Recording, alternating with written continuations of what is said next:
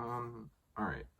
The poem that I have chosen is Sea Fever by John Masefield. I liked a lot of different poems in the class, but this one kind of stood out to me the most. So that's the one I picked. I must go down to the seas again, to the lonely sea in the sky, and all I ask is a tall ship and a star to steer her by, and the wheels kick and the wind song and the white seals shaking, and a gray mist on the sea's face and a gray dawn breaking.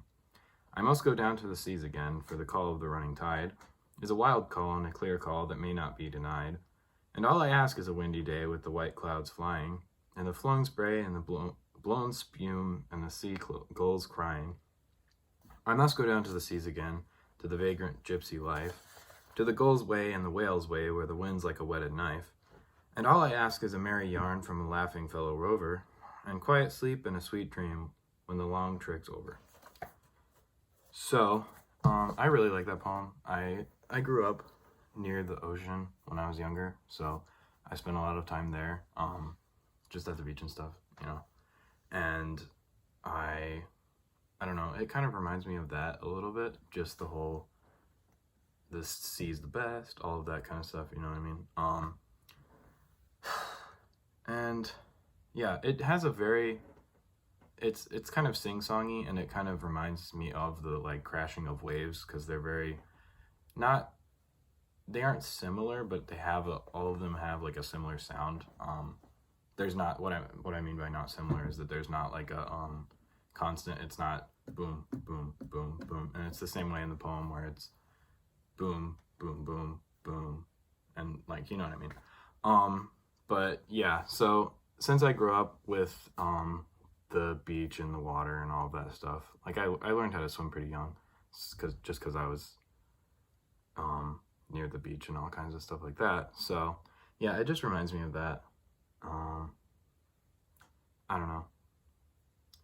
But yeah, I chose to talk about this one just because if I I could have chose to talk about the one that we read by what's his name? Robert Louis Stevenson. But I've talked about him a ton already in the class, so I chose not to do him. I don't know. I think poetry when I was younger sort of was just like a thing that I did, and I didn't really like read into it that much, and it was just kind of a fun thing to do, like just reading a story.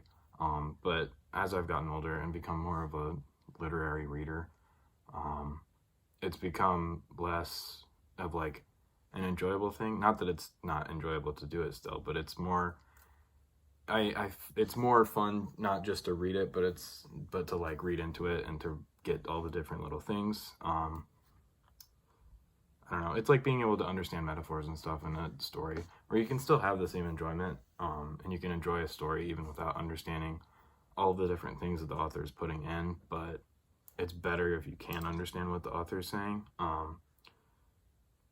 I don't know. And then something that we've read, I don't know, it's very, it doesn't, none of the things that we've learned really stand out to me in this poem, just because, I don't know, it seems pretty like straightforward, and there's not a whole lot of like dissociation or negative capability. I guess there's a little bit of negative capability in it, just because of like the I don't know, just being like okay with the idea that you're never gonna be able to really get the call of the sea that you want. I don't know. I really like the poem. It's a good one. So